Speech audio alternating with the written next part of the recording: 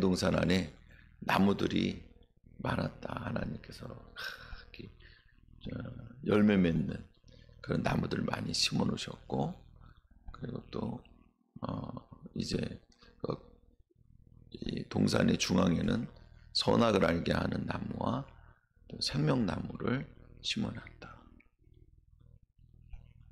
사랑하는 성도 여러분, 이게 우리가 계시록 마지막과 연결되는 거예요. 이게 다 그렇죠? 다 연결되는. 그러니까 처음과 끝이 동일하다 해서 알파 오메가, 처음이면 마지막.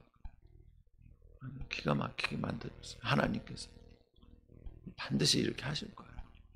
이것이 성취되는, 예수 그리스도로 말미암아 성취되는 역사를 반드시 이루어 주실 거예요. 그래서 생명나무들을 계절에 따라서 다 열리도록 이제 생명강수가 흐르는 곳으로 그 주변으로 생명나무 열매가 맺혀지는 그런 푸른 초장을 만들어 놓으시고, 그리고 이제 불은 어디서부터 나오냐? 바로 하나님 보좌, 그리고 어린 양의 보좌서부터 이 생명의 강수가 흘러 넘치는 거예요. 그래서 제가 어저께 말씀드릴 때 선악을 알게 하는 나무는 바로 하나님의 통치권, 선악을 가지고 심판하시는 하나님의 통치권과 관련이 있고, 생명나무는 뭐냐? 예수 그리스도의 구속의 은혜, 그 언약을 지키시고 우리에게 생명을 주시는 예수님의 구속의 은혜를 이야기하는 거다. 그래서 하나님께서, 공의의 하나님이 세상을 다스리시는 방법은 공의밖에 없죠. 사실 그게 없으면 다 무너지는 거죠. 그러나 그 공의 가운데서도 하나님께서는 우리를 구원하시는 방법으로 예수 그리스도의 십자가 구속의 은혜라고 하는 생명나무 열매, 산떡이신 예수님, 생명의 떡이신 예수님, 생수이신 예수님의 그 은혜를 먹여주시는 걸 기억하시기 바랍니다. 이렇게 됐어요. 그래서 오늘 말씀은 그 생명 강수에 관한 말, 생명의 강수가 어떻게 흘러넘치는지, 먼저 10절 말씀해 보니까는 강이 에덴에서 흘러나왔다. 동산을 적시고 거기서부터 갈라져서 내 근원이 되었다. 그러니까 에덴 안에 동산을 창설하셨는데 에덴의 중앙에서부터 이 물이 나오는 거예요. 생명수가 나오는 거예요. 그리고 동산을 관통해서 나가는 거죠. 그래서 사방으로 갈라졌습니다. 여러분, 넷이라고 하는 건 기본적으로 동서남북 사방 세상을 얘기하는 거예요. 세상 가운데에 모든 것들이 주의 은혜로 되고 있는 거예요. 사랑하는 성도 여러분, 오늘 주의 은혜가 아니면 살 수 없는 것을 기억하시기 바랍니다. 주님은 광야에 강을 내시고, 강을 내면 길을 내는 거예요. 강을 내면 생명을 내는 거예요. 강이 나면 딱 끝나. 강에는. 지금 이제 뭐 베트남이나 아니면 태국이나 라오스나 근데 동남아시아 쪽에 난리가 났어요. 왜 난리가 났냐? 중국에서 큰 댐들을 몇 개를 만들었는데 그 위에 상류에 있으니까 자기네들이 뭐 만들 수도 있겠지만, 근데 문제는 뭐냐면 물을 안 내려보내 주는 거예요. 자기네도 척박한 땅들이 있을 거 아니에요. 그러니까 물을 거기서 다 쓰면 이 메콩강이라고 하는데, 그 메콩강이 결국에는 10개국인가 뭐 얼마를 지나갖고 다 바다로 흘러가는데 갈 데가 없는. 제가 전도사 시절인데 처음에 이제 단독 목회를 나가서 개척교회인데 얼마 지나지 않아서 이제 그때가 태국이었죠. 태국에 목사님들이 다 같이 선교하고 여행을 간다는 거예요. 집사람 배는 이만큼 불렀는데 우리가 이게 나올 때 첫째 아들 나올 때가 다 됐는데 근데 이제 안 가면 안 될 것 같더라고. 제가 절대 거기 가는데 껴갖고 싶어서 그렇게 막 그렇게 그런 상황에서도 간 게 아니에요. 처음 목회가 나갔으니까 목사님들이랑 저기랑 다 가라고 준비도 시켜주고 다 이렇게 다 도와줘갖고 이렇게 갈 수 있도록 됐는데 하여간 그래서 병원이 낫는 것도 태국에서 들었어요. 그래서 못 보고 집사람한테 너무 미안하지 지금 생각해도. 어쨌든 간에 그때 가보니까 물이 그렇게 많더라고. 태국도 그렇고 다 어디를 가든지 그냥 물이 그냥 철철철철철 넘쳐. 사람들 먹고 살 걱정을 안 한대. 가이드가 하는 얘기가 물이 많아가지고 벼농사를 져도 2번씩 어떤 건 3번씩 짓는 것도 있대. 사람들이 혹시 먹을 게 없어도 그 강물이 이렇게 흐르는 곳은요, 그러니까는 처음 물이 이렇게 들어가는 곳도 있을 거 아니야.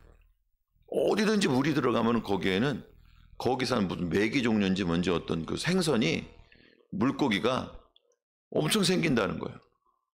그래서 그거 잡아먹는데 이 사람들 걱정을 안 한대. 근데 지금 보니까 토픽이나 이런 데 보면 나오잖아요.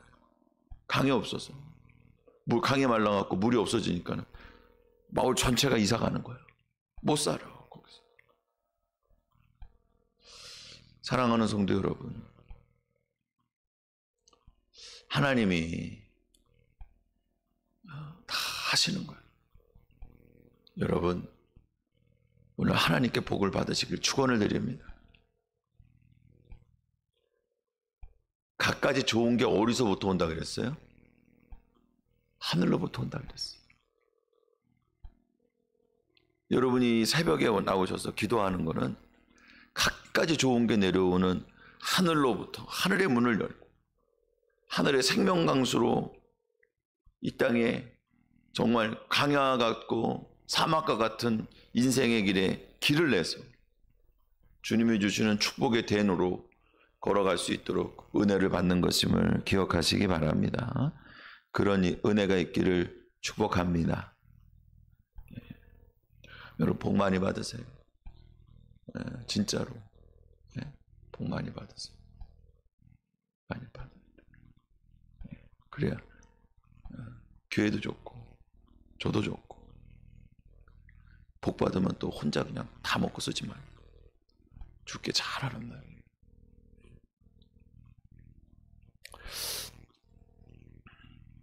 그래서 15절 말씀에 보니까 이제 그렇게 세상에 복이 나가는데 문제는 뭐냐면 이 에덴도 그 동산도 돌봄이 필요한 거예요. 그러니까 세상에 복이 나오는 통로. 교회는 어디냐? 뭐냐? 세상에 복이 나가는 통로예요. 생명강수를 세상에 흘려보내야 돼. 동서남북으로 흘려보내야 돼. 에스겔이 본 회복의 모습이 있잖아요. 이 성전에서부터 그 제단에서부터 강수가 막 흘러 넘쳐가죠. 쭉 흘러가죠. 그래서 어디까지 가요? 바다에까지 가는 거예요. 바다가 다 살아나요. 이게 동서남북이랑 똑같은 얘기예요. 그게.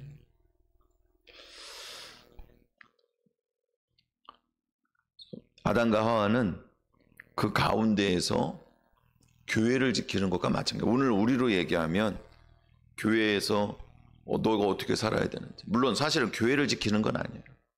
교회가 우리를 지키는 거죠. 그러나 관리하고 잘 그것을 유지하도록 우리에게 사명을 맡겨주신 거예요. 아담과 하와가 그런 역할을 감당하는 거예요. 지금. 그래서 에덴에서의 하나님 명령서가 떨어졌습니다. 어떻게 해야 되는지 15절 말씀에 여호와 하나님이 그 사람을 이끌어 에덴 동산에 두어 그것을 경작하며 지키게 하셨다. 여러분 잘 갖고 있는 거예요. 경작하며 다음 세대를 키워내는 거예요. 성도들의 신앙을 키워나가는 거예요. 그리고 지키게 했습니다. 여러분 복음의 순수한 믿음을, 신앙을, 하나님 말씀의 권세를 혼탁하거나 혼합되지 않도록 지키는 것임을 기억하시기 바랍니다. 또 여기서 배불리 먹어야 돼. 생수의 강 또한 생명의 떡을 배 터지게 다 생명양식, 여호와 하나님이 주시는 생명양식 다 배불리 먹고서 할렐루야 배 터지게 먹어야 돼. 예. 16절 말씀 다 먹어라. 임의로 먹다는 거 골라 먹으라는 얘기가 아니고 다 먹어라 이런 얘기. 그리고 마지막에 이것은 하나님의 동산이고 하나님이 주인인 것을 잊지 말아라. 교회의 머리는 예수님입니다. 교회의 통치와 교회의 운영의 주도권은 성령님이 갖고 계십니다. 교회를 운영하고 아니면 교회 안에서 경작하고 지키는 법은 하나님 말씀의 법을 따라서 하는 겁니다. 17절 말씀에 선악을 알게 하는 나무의 열매는 먹지 말아라. 내가 먹는 날에는 어떻게 된다 그랬어요? 반드시 죽으리라. 사랑하는 성도 여러분, 교회에서 선악과 따먹어 지금 뭐냐 하면 그러니까 이게 엄청난 일인 줄 알아. 엄청난 일인 줄 알아. 그게 아니에요. 늘상 우리가 범할 수 있는 죄예요. 예수님 머리로 생각하지 않는 거야. 자기가 자기 말대로 해야 돼. 자기 뜻대로 해야 되고 자기의 어떤 입지나 자기의 어떤 이익이 우선시되는 거예요. 우리가 신앙생활하는 것들의 모든 것들이 그런데 초점이 맞춰져 있으면 그러면 그게 선악과에 손을 댄 거예요. 머리 대신 예수님을 인정해야 돼. 주님을 위해서 우리는 이 교회에 나와서 헌신하고 봉사하는 거예요. 머리 대신 예수님을 위해서. 할렐루야. 네. 여러분 이게 입에서부터 아멘으로 나와야 돼.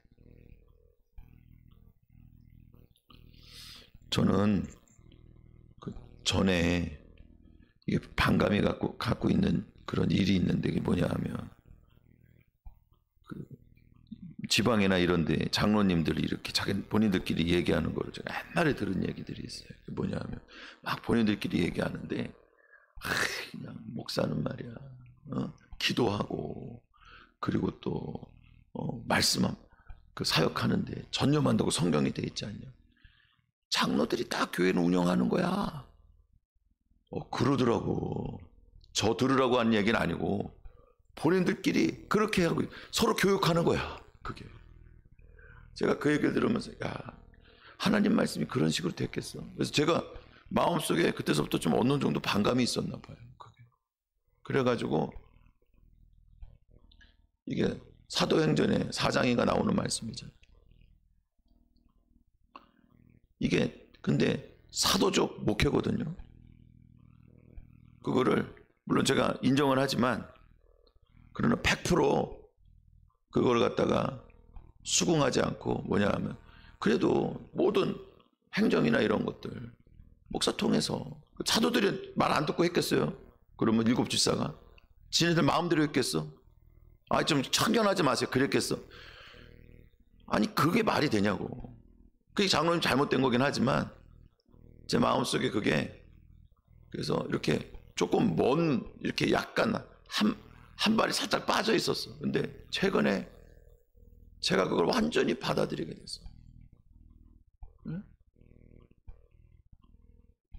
그러니까 제단으로부터 나오는 말씀이 여러분들에게 여기서부터 나오는 은혜가 여러분들에게 통로야, 통로라. 제가 그거 하는 거예요.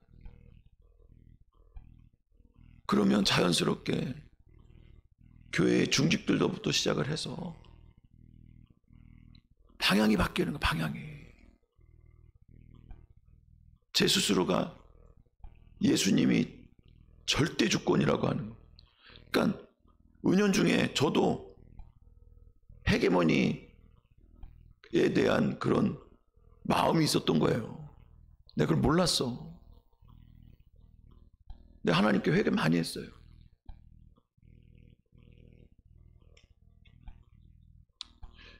여러분들한테도 고백하는 거예요. 그래서 제가 깨달은 거를. 사랑하는 성도 여러분, 오늘 주님 앞에 십자가의 도를 따라서 낮아지고 내가 드러나지 않아도 상관없어요. 주님의 일이 감당되면 그만인 거예요. 여러분, 성악가에 손대는 이런 교회에서 생명이 끊어지고 우리의 영성이 끊어지고 은혜가 끊어지고 그리고 나중에 천국에 갈 때 쫓겨나 슬피 울며 이를 갈미 있으리라고 하신 그 에덴 동산에 쫓겨났던 그 모습들이 우리에게 주시는 엄청난 경고의 말씀인 거예요. 오늘 이 말씀을 따라서 여러분들이 하나님 앞에 온전하고 합당하게 세워지는 역사가 있기를 주님의 이름으로 축원을 드립니다.